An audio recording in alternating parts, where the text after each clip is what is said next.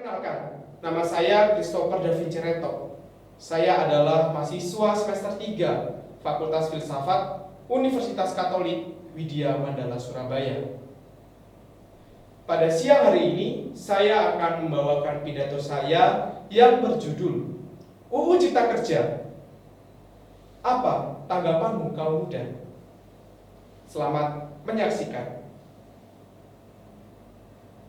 Selamat siang masyarakat Indonesia, dari Sabang sampai Merauke, khususnya teman-teman mahasiswa. Hidup mahasiswa, hidup rakyat Indonesia. Salam sejahtera untuk kita semua. Om Swastiastu, Namo Buddhaya, salam kebajikan. Saat ini kita telah memasuki era kepemimpinan Bapak Presiden Joko Widodo yang kedua. Sosok yang kita elu-elukan pada kepemimpinan periode pertamanya. Sosok yang di mata banyak orang sebagai sosok yang kalem, namun tegas dalam mengambil keputusan. Simsalabim, pada pemilu periode kedua, beliau kembali kita percaya untuk memimpin bangsa dan negeri yang memiliki lebih dari 17.000 suku bangsa dengan 300 juta penduduk. Pak Jokowi dalam pidato kemenangannya menyampaikan harapan dan visi misinya dalam membangun Indonesia 5 tahun ke depan. Salah satu hal yang paling kita ingat adalah bagaimana Pak Jokowi ingin mempersiapkan Indonesia sebagai negara maju di tahun 2045. Namun ternyata Pak Jokowi juga mempunyai harapan dan visi di dalam mengatur perundang-undangan di Indonesia. Di dalam pidatonya ini, Pak Jokowi ternyata ingin membuat suatu undang-undang yang harapannya tidak akan saling tumpang tindih. Beliau pun menyebut undang-undang ini sebagai Omnibus Law. Panitia pembentukan undang-undang ini pun dibentuk dan segera membicarakan terkait keinginan ini. Inilah yang mungkin kita suka dari Pak Jokowi. Tidak hanya manis di bibir, namun juga membuktikannya. Singkat cerita, pada bulan Oktober lalu, tim ini berhasil menyusun undang-undang. Namun, reaksi yang dihasilkan tidak semulus apa yang diharapkan. Mahasiswa turun ke jalan, buruh turun ke jalan, sampai ulama turun ke jalan. Ada apa? Mengapa banyak yang memprotes undang-undang ini? Salahkah undang-undang ini? Atau kita yang menganggapnya berlebihan? Teman-temanku sebangsa dan setanah air, sebelum kita menganalisis lebih jauh mengenai permasalahan undang-undang ini, mari kita lihat terlebih dahulu apa itu Omnibus Law. Saudara-saudaraku, Omnibus mempunyai akar kata bahasa Latin omnes omnia, yang berarti semua.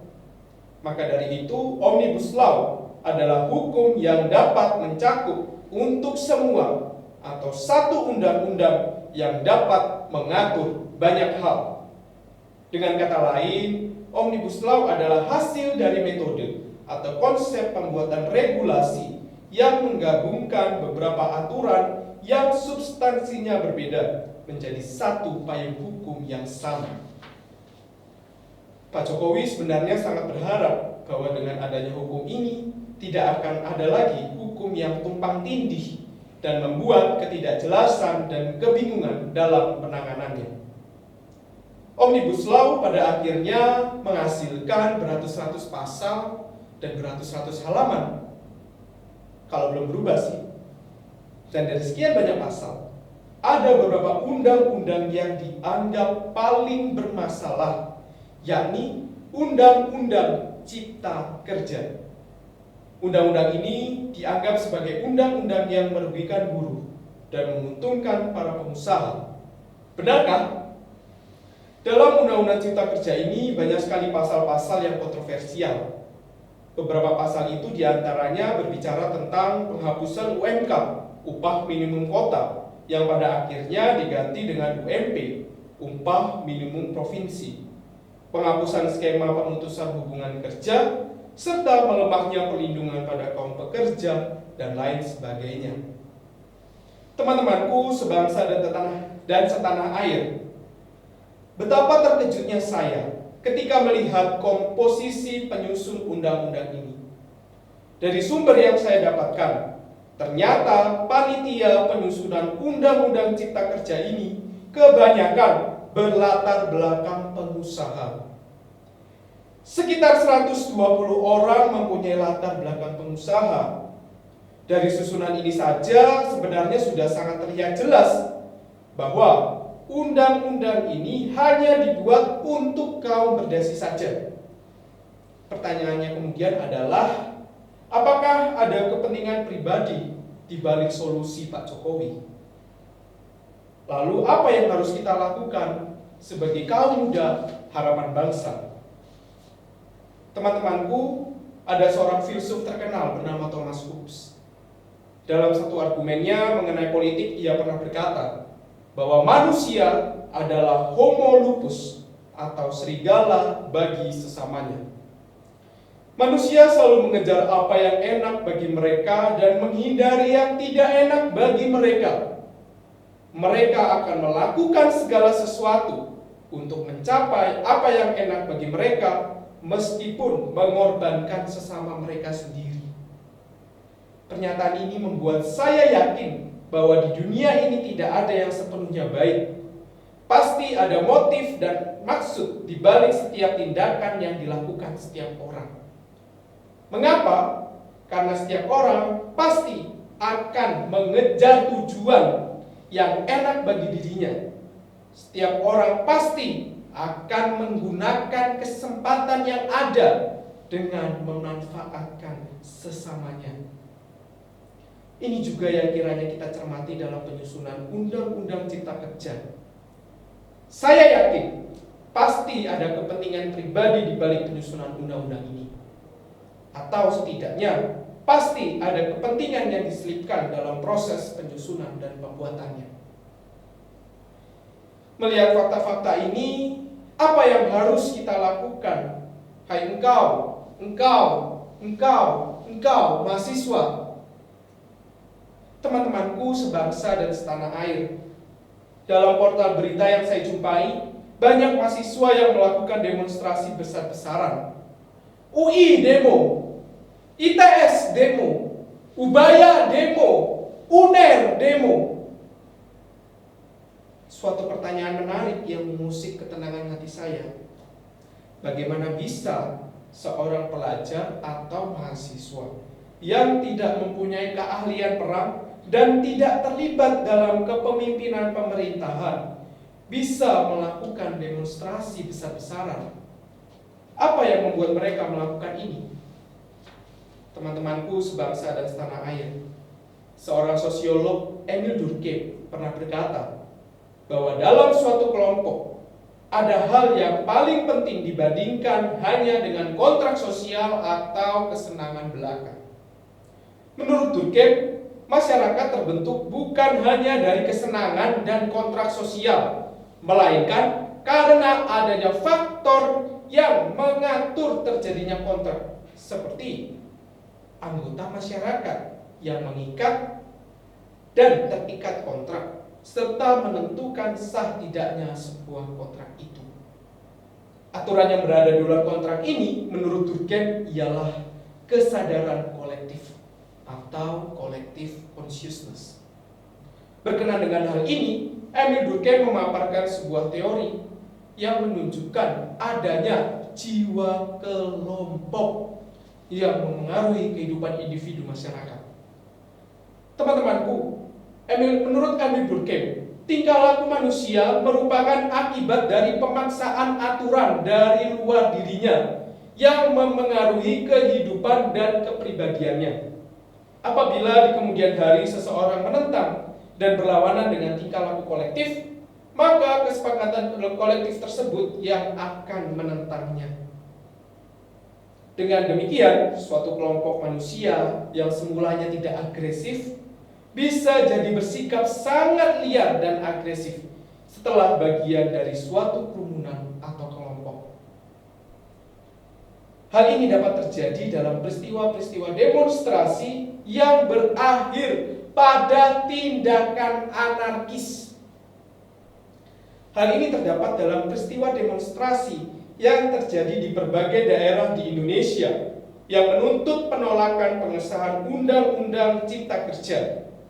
Masing-masing pendemo tentu memiliki kesadarannya masing-masing. Namun, mereka juga terpengaruh pihak luar yang sangat kuat, yakni adanya kesamaan nasib dan keanggotaan yang mengikat dan terikat satu sama lain. Pengikat tersebut yakni kesamaan status sosial sebagai sesama mahasiswa atau buruh dan kesamaan nasib sebagai mahasiswa sebagai penerus masa depan dan buruh untuk kesejahteraan hidupnya. Berdasarkan hal tersebut, kesadaran kolektif sangat nampak jelas dalam peristiwa demonstrasi para mahasiswa kali ini. Kita semua sepakat bahwa mahasiswa dianggap sebagai kaum yang tangguh dan berani berdiri di baris terdepan dalam memperjuangkan keadilan. Kakak-kakak kelas kita telah membuktikan bahwa dengan semangat dan jiwa muda yang mereka miliki, mereka mampu melengsarkan Pak Harto dan jajarannya. Mereka mampu mengusik kenyamanan gedung DPR dengan keberanian dan kekompakan yang mereka miliki. Namun, apakah hal itu cukup? Cukupkah kita hanya mengandalkan semangat yang membara dan keberanian sekeras baja? Cukupkah hanya dengan jiwa muda yang berapi-api kita dapat memperjuangkan keadilan bagi negeri ini? Atau cukupkah dengan perasaan senasib dan sepenanggungan kita berlagak sok pahlawan? Lantas, apa yang harus kita lakukan? Ada hal positif yang bisa kita lakukan.